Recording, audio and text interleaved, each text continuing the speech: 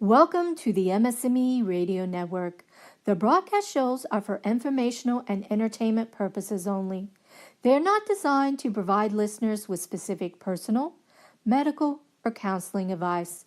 Individuals with a medical issue should always consult their healthcare provider. MS&Me is not responsible for content of individual shows. The views expressed by show hosts or their guests are their own. Enjoy the show. Hi, this is Dawn Melanie, and it's about that time.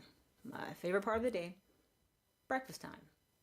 Let's see, pink hearts, yellow moons, orange stars, green clovers, and blue diamonds.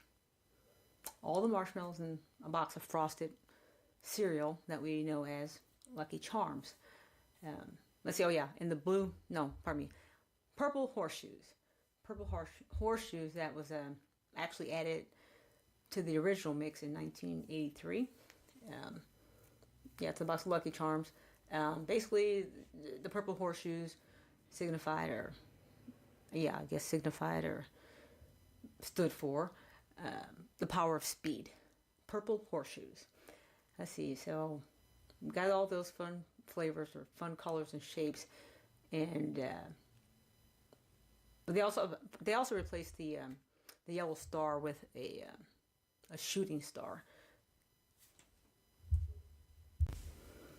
Okay, so after my most serious breakfast cereal research, it all makes sense to me now. Eureka. Heard that before. Marketers have always been quite aware of playing upon the desires and wants of the consumers for the sugared breakfast cereals. Those consumers are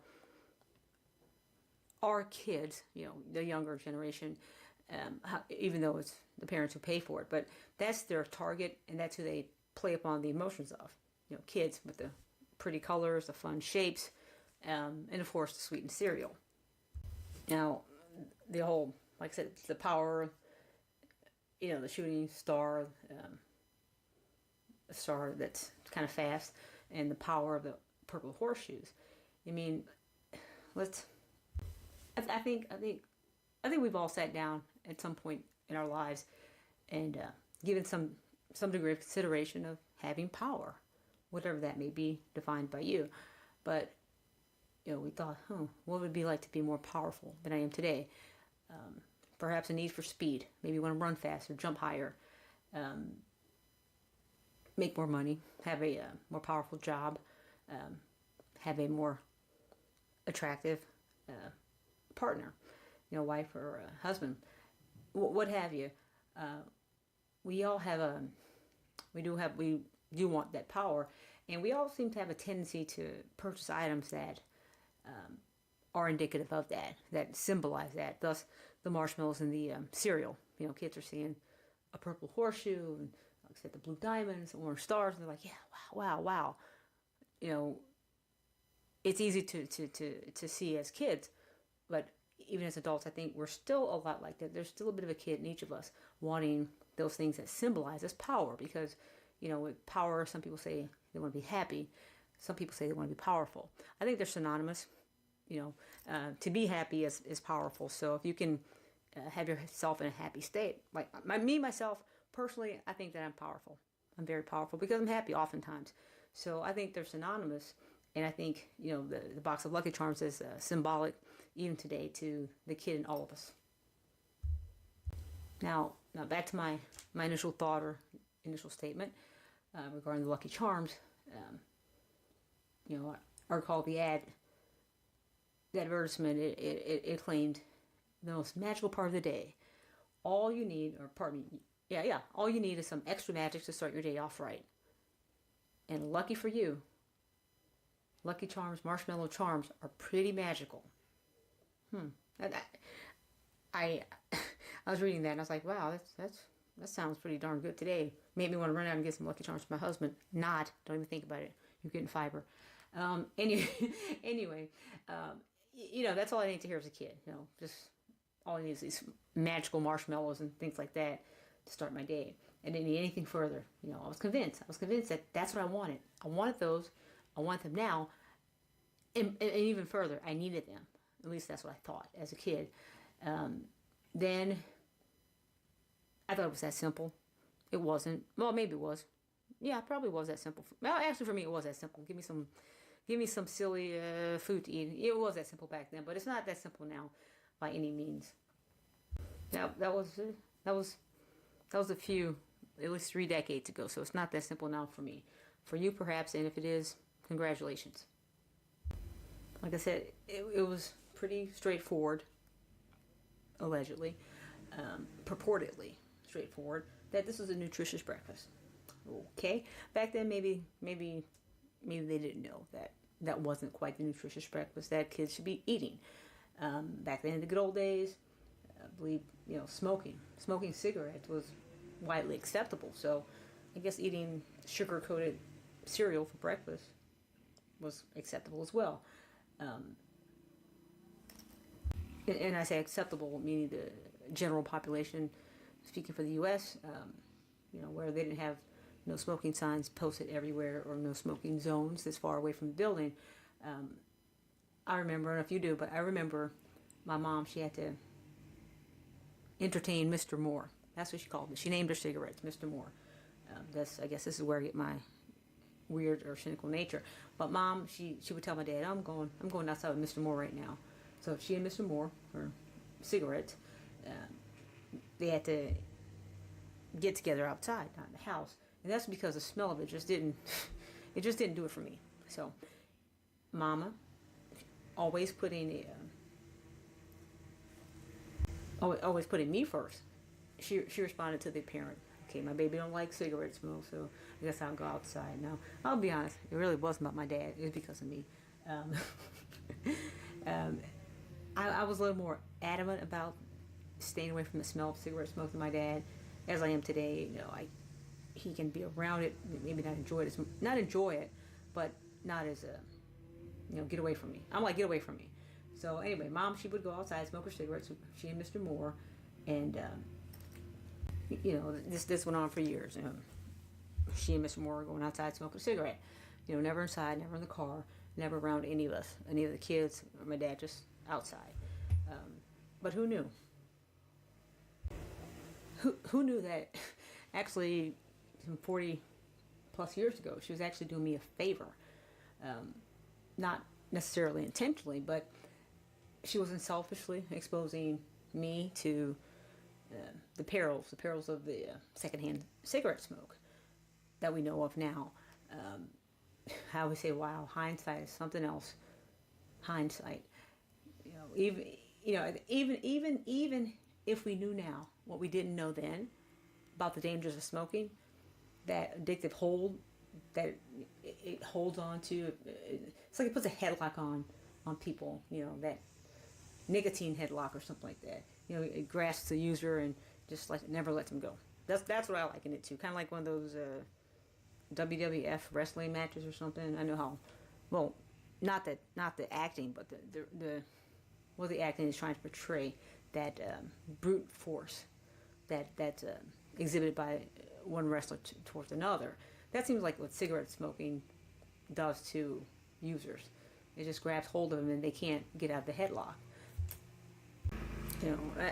Again, yeah, I do. Again, first of all, I consider myself a big ass kid. I'll never grow up. At least I'll never grow up, literally and figuratively. But I started off with the Lucky Charms. How we're all kids at heart, and we want things. We perceive items, objects, visions, things like that. We put a value upon them, or we want to think that it's going to deliver something good to us. Some call it happiness, some call it power. It's Lucky Charms. But then I go, what kind of adults had their Lucky Charms with the cigarettes?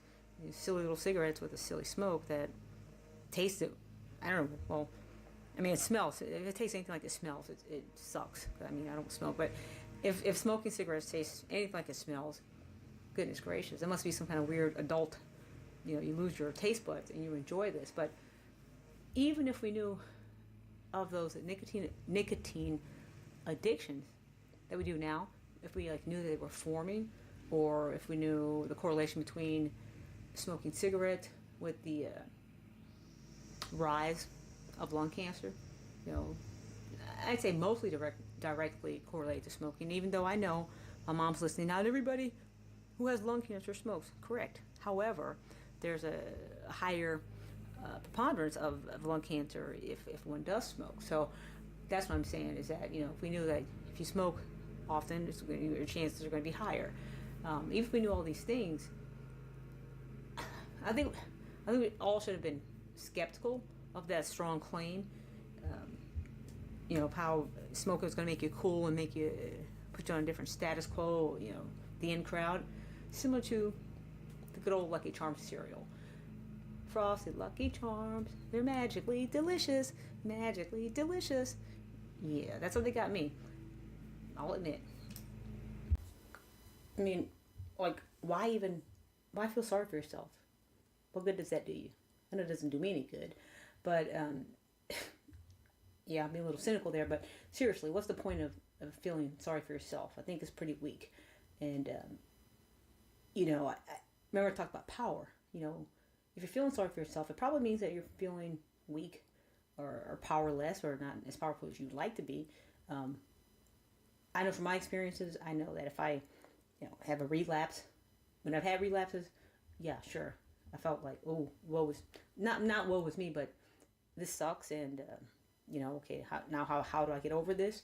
You know, each time the blindness, the deafness, etc., all evidences of my struggles with multiple sclerosis. But I think more importantly is how I employed my power that I have, you know, not coming from purple horseshoes from a box of cereal or anyone or anything, but from my inner self.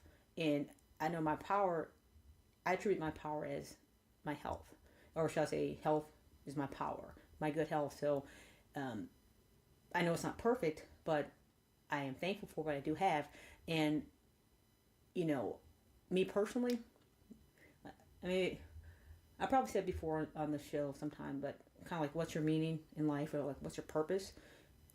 Once a person can figure that out, I think they'll feel powerful, or their power will start to appreciate, you know, go up in value, because once they have once I have a sense of purpose, I know what usually what usually follows is the power to endure, and that is endure the challenges, the struggles with multiple sclerosis, with life, with everything that comes my way. I know that, you know, everything's not great, but everything's part of a master plan, and that's what I believe. And you know, it's kind of, some people don't like to say it, but you know, some people say, why do bad things happen to good people, etc., etc. But you know, first of all, if nothing happened bad to one, then you probably never really appreciate the good stuff, or you wouldn't appreciate it as much. That's my point of view. Also, you know, we try to defer our happiness. So, okay, I'll be happier when I lose weight, or I'll be happier when I, you know, catch the right guy, or I'll be happier when I receive this award, or what have you. But when this happens, that means you're based upon time. Guess what? MS don't care about time. How about this? MS doesn't respect time, a clock, nor a calendar. And if anybody's out there has had an exacerbation or flare up with MS, you understand what I mean. You know, just when you're, I know me, I don't want to say my prime, I think I'm in my prime now. But, you know, 25, 26 years old, things are going great, and bam, here comes MS out of the blue. You know, I'm on stage, you know, competition. Picture perfect, aesthetically speaking, picture perfect per the naked eye, but here comes MS. Okay, yeah, you look great, but now you can't walk, or you know, I'm feeling fine, and well, now I can't see. That kind of thing like that. MS doesn't respect time, so you know, I'm finding that's more that, you know, if I go, well, I'll do this, or I feel better when, and for my happiness, or anything like that based on time, it's really giving MS the power. And that I don't want to do. I want to retain my power. And I encourage everybody out there listening to do that as well. Don't defer your happiness and say, I'll do it later. I'll be happy later when. No, be happy now. It's your choice. It's your decision. Don't defer it. Please don't defer being happy. So, effort. Putting in effort means it's going to be work. It means work, effort. Probably not going to be fun or enjoyable all the time. It's possible, and regardless if it is or not, I think what's more important is that you will get the end goal of being happy. So we got to do what it takes to get what you need or what you want. And if you know what you want, then why not do it? Everything, I look at it as everything in life that's worth having or that's worth attaining is worth fighting for. And sometimes it's not easy, but it's worth it. And, we may say, well, that's just super tough. Well, like I say, there's going to be stress every day. But how do we handle it? That's our decision. Just like we can say, well, crap always happens to me. And so now you condition yourself that this is what happens. I get stressed out, I do X, Y, and Z. I noticed that, well, I can go down that road, or I can go down the road of, well, when I'm faced with a stressful situation, I can put on my big girl panties and put on my superwoman armor of some sort. Well, I'll put on my smile and my positive attitude. I'll put my smile, my positive attitude, my faith, and go tackle it. Not back down and be cowardly about it, but stand up to it.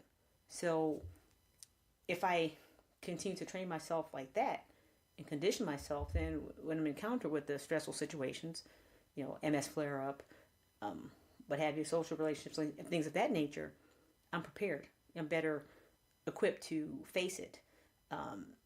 People say, well, that's easy again, but I say kind of like, I know it's coming. And so instead of hiding behind the bushes going, oh, I don't want it to come. Sure, bring it. I say bring it. Almost bring the stress. I'm up for a challenge. If we don't have any stressful situations, then life will just be easy. We'll just be cruising along. Again, we'll have nothing to appreciate our successes if we never have any struggles.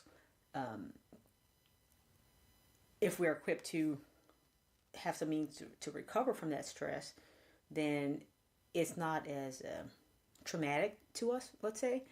And as long as you have like an equal amount or more amount of a recovery system to counterbalance any adversities that you face, you will endure. You will endure, and then you will retain power. So, just like MS, me managing my MS, I want to have something in place so that I can stand up to it and fight it, so that I can retain my power. So I don't want to give MS my power. I don't want to relinquish that. That's life. Like I said, happiness to me is good health, and MS tries to steal it every day. It's still my joy, but I don't want it to. I won't let it, because like I said, being challenged in life, that's inevitable, but being defeated, that's optional. I'm sure everyone out there listening has heard have heard some form of the phrase or saying, what have you. What doesn't kill me makes me stronger. And I often think of that. I'm like, okay, well, I'm still here, so I've got another day to fight. I was looking at quote from Frederick Douglass, abolitionist. He said, "It's not the light that we need, but fire. It's not the gentle shower, but thunder. We need the sun, the whirlwind, and the earthquake." Like, wow, okay, so those are all like traumatic or inclement weather conditions of an extreme nature, but all those things are needed. The earth just can't remain stable. God made these things occur for a reason. The wind blows the pollen gets on the flower so that they can reproduce and things like that. all this is necessary. What we may consider as stress, again, it's needed. It's okay. It's windy. Okay, so it messed up my hair. Okay, fine. I could put a hat on or move on. Go to a salon. It's okay. But we need that wind. We need that wind. We need the rain. We need the rain to, the earth gets dry. We need this. It's same thing happens in our life, even with MS. I'm not saying, oh yeah, I'm just looking for the next relapse if I have one, if any at all. But I'm saying that how I manage myself as far as dealing with it, instead of saying, well, this is a stressful situation, I just can't take it. What am I going to do? Woe is me. But I look at the flip side of the coin. My glass is always half full. That's what I do to manage myself. And, I encourage everybody out there listening to give it a shot. I mean, it's great. I tell you, some days I could be really down in the dumps, but I'm like, well, it's not going to do me any good. It's not going to do me any good for myself, and also for other people who may actually look to me as an inspiration, as somebody who's fighting MS with a smile, despite my struggles every day, despite the stuff I have to go through, the stuff that I go through, just like many of them. But they look at me, and so I'm like, oh, I don't want to be a Debbie Downer or someone who's negative. I want to be that candle. I want to be that beacon of light. And if I can't be a light or a candle, I at least want to be a mirror, or be some sort of a source, a mirror, what have you, but something that reflects the light that's around me. So I want to be in a situation where if there's anything positive around me, I want that to bounce off of me and give back to others. That's what I want to do. So that's why it's important for me to manage myself, manage my emotions, manage my perceptions of stress, or what stress is. Perception. Here we go with the word perception again. I think perception is the operative word. What we think of something doesn't necessarily mean it's true, but how we see it, our view, the images that we form in our mind, our very own minds, is oftentimes how we treat a situation, how we react to it, and how we just in general just handle the situation. For instance, MS, there's times when we have very very low times, flare-ups, exacerbations, and it's tough. But I know me, I look at it as well. These are the times that are the tough times. We need the storm, we also need the wind, we need the earthquakes. So these are the times that we need those tough times that make us stronger, and it all works together. So it's those times that I don't want to say I just welcome, but I understand that those times are making me stronger as an individual. Now, I want to point out that I don't believe that eating a box of Lucky Charms, I don't care how many green clovers you get, I don't think you should spend your entire paycheck on buying Lucky Charms. So that you can have a higher chance to get more and more and more green clovers, and then subsequently go purchase $1,000 or again your entire paycheck on cereal. There's like, I'm feeling lucky, I'm gonna win. I don't care how many cigarettes you smoke or don't smoke, and think, well, I'm gonna be so cool that no matter what I do, if I ride a motorcycle going really fast speeds with no helmet on, I'm gonna be cool no matter what, or it's just anything. It's all the perception. I'm not saying, hey, just think great things, and you can do stupid things. No, I'm not saying that at all. What I'm saying that those are just elements of our perception. Oftentimes, how we view images formed by our own selves that affects our lives. And I know I've gone through some things. I'm like, I have to be weary of those. Be aware. Self-awareness is amazing. Oftentimes we have the answer. We know the answer. People go to therapists, and they expect the therapist to discover the answers for them for issues they may be dealing with. But I think it's well,